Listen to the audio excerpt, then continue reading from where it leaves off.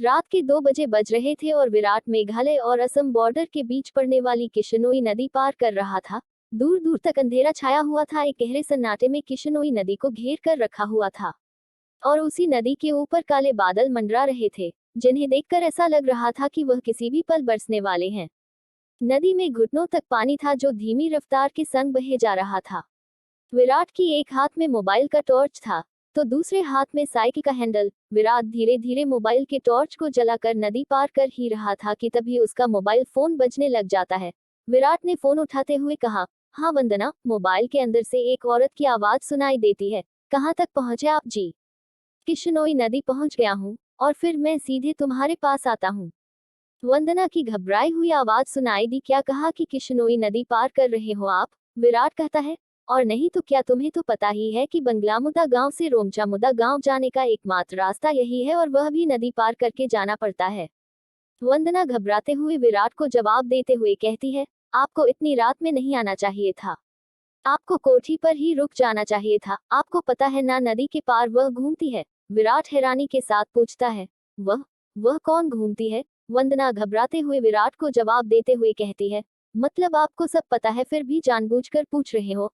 आपको माँ जी ने बताया था ना कि नदी पार करते हुए उसका नाम भी नहीं लेना चाहिए, नहीं तो वह सच में आ जाती है। विराट कहता है, वंदना तुम भी ना कहाँ माँ की बातों में आ गई, लगता है माँ ने तुम्हें भी यक्षिणी की कहानी सुना दी। विराट अपनी बात पूरी करता है उसके पहले ही वंदना घबराते हुए कहती है, चुप हो जाओ जी, हे काली माँ मेरे पति की रक्षा करना और अनजाने में इनसे जो अनर्थ हुआ है उसके लिए माफ कर देना, अब यह कभी उसका नाम नहीं लेंगे। विराट हंसते हुए कहता है, क्या वंदना तुम भी ना यक्षिणी? यक्षिणी कुछ नहीं होता, यह सब मनगढ़ंत बातें हैं जो गांव वालों ने बनाई है और कुछ भी नहीं है। इस बात का जवाब देते हुए वंदना कहती है, आप नहीं मानते तो मत मानिए, मैं तो मानती हूँ और आप बस जल्दी आ जाए। विराट हंसते हुए कहता है, हाँ वंदना आता हूँ, नदी तो पार कर लूँ पहले। वंदना कहती है, अच्छा मैं रखती हूँ। तभी विराट ने फोन रखने से पहले कहा, अरे ऐसे कैसे, तुम्हें लगता है तुम कुछ भूल रही हो? वंदना कहती है, मैं भूल रही हूँ? क्या भूल रही हूँ? विराट हंसते हुए कहता है, यक्षिणी के बारे में याद रख सकती हो लेकिन यह याद नहीं रख सकती कि आज हमारी शादी की सालगिरह है।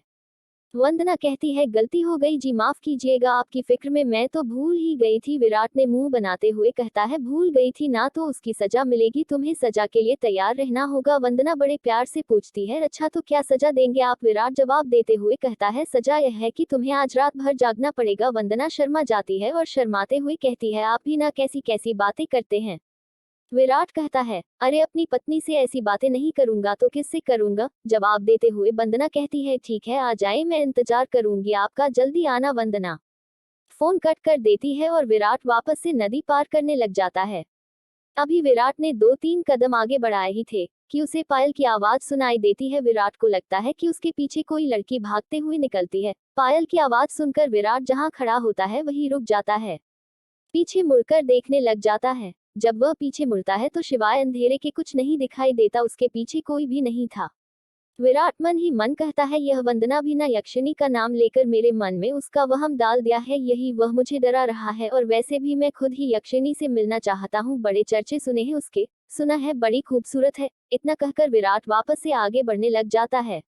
आगे बढ़ने पर विराट को एक काला साया दिखता है। काले साए को देखकर विराट के कदम अपने आप ही थम जाते हैं।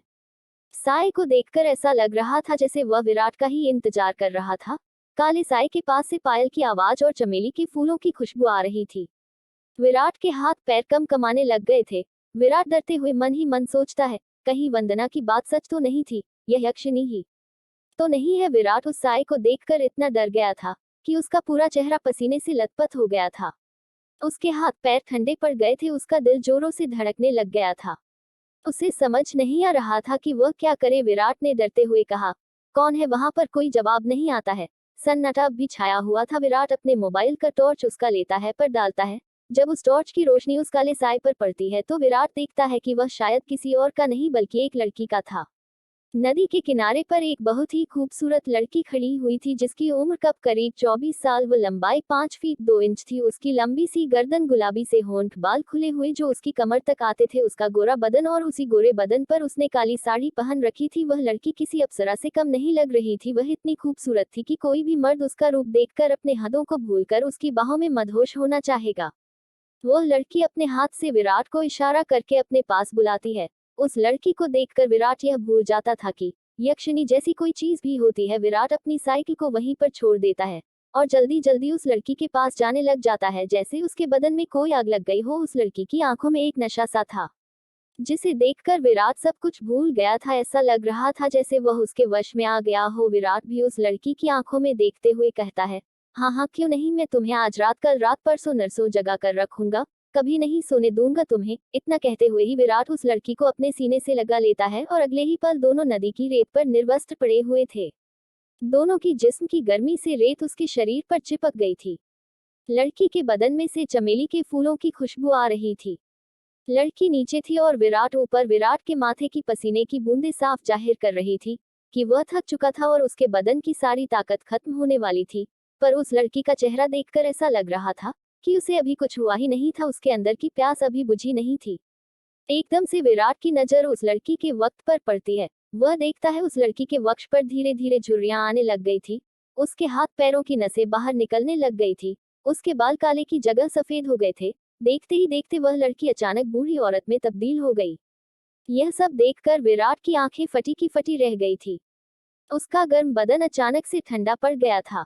विराट घबराते हुए कहता है, कौन हो तुम? वह लड़की धीरे से कहती है, मैं यक्षिणी, तेरी मौत। यह सुनकर विराट के रोंगटे खड़े हो जाते हैं। वह झट से उसे दूर हटाने लगता है, मगर उसी वक्त यक्षिणी उसे अपने दोनों हाथों से पकड़ लेती है और कहती है, अभी कहाँ जा रहे हो प्रियतम? मेरी प्यास अभी तक बुझी नहीं है। तुम तो मुझे परसों नरसों हमेशा तक जगाना चाहते थे ना? क्या हुआ, थक गए या डर गए? मेरा असली रूप देखकर जोर जोर से यह कहकर वह हंसने लगती है। विराट उसका खौफनाक चेहरा देखकर इतना डर गया था कि उसे कुछ भी बोला नहीं जा रहा था। उसे यक्षिणी की आंखों में अपनी मौत दिखाई दे रही थी। यक्षिणी गुस्से में कहती है, वासना की प्यास में तुम यह भूल गया कमीनी कि तेरी पत्नी वंदना घर पर इंतजार कर रही है और तू यहाँ पर मेरे साथ। तुम मर्द कभी एक स्त्री से प्यार नहीं कर सकते, तुम्हारी हवस कभी खत्म नहीं हो सकती। इतना कहकर यक्षिणी अपने हाथ विराट के सीने पर रख देती है। यक्षिणी के लंबे काले नाखून थे जो चाकू की तरह नुकीले थे। विराट डरते हुए कहता है, नहीं नहीं ऐसा मत करो, जाने दो मुझे, जाने दो मुझे, जाने दो मुझे। पर यक्षिणी उसकी एक नहीं सुनती और अपने हाथ विराट के सीने में घुसा देती है और जोर से काले बादल गरजने लगते हैं और बारिश होने लगती है। विराट के शरीर का खून नाखून के सहारे यक्षिणी के शरीर में जाने लगता है। जैसे जैसे खून लक्ष्मी के शरीर के अंदर जा रहा था, वह वापस से जवान होते जा रही थी। लक्ष्मी वापस से अपने पुराने रूप में आ गई थी। विराट का शरीर सूखकर सफेद पड़ गया था। उसके अंदर खून की एक बूंद तक नहीं बची थी, पर उसकी धड़कनें अभी भी चल रही थी। यक्षिणी धीरे से अपना मुंह विराट के कान के पास ले जाती है और उस कहती है, यही है यक्षिणी का बदला। इतना कहकर यक्षिणी अपना खून से सना हाथ विराट के सीने से बाहर निकालने लग जाती है। जैसे ही यक्षिणी अपना हाथ विराट के सीने से बाहर निकालती है, विराट अपना दम तोड़ देता है, क्योंकि यक्षिणी की हाथ में विराट का दिल था जो सिकुड़ चुका था। अगले ही पल यक्षिणी विराट का दिल लेकर गायब हो जाती है, ठीक उसी तरह जिस तरह से बारिश की बूंदें बंद हो जाती है। और आगे कहने सुनने के लिए हमारे चैनल को सब्सक्राइब करें, लाइक करें और फिर मिलेंगे अगले ही कहानी के साथ। तब तक के लिए आप हमें कमेंट में बताएं अगला पार्ट चाहिए या नहीं।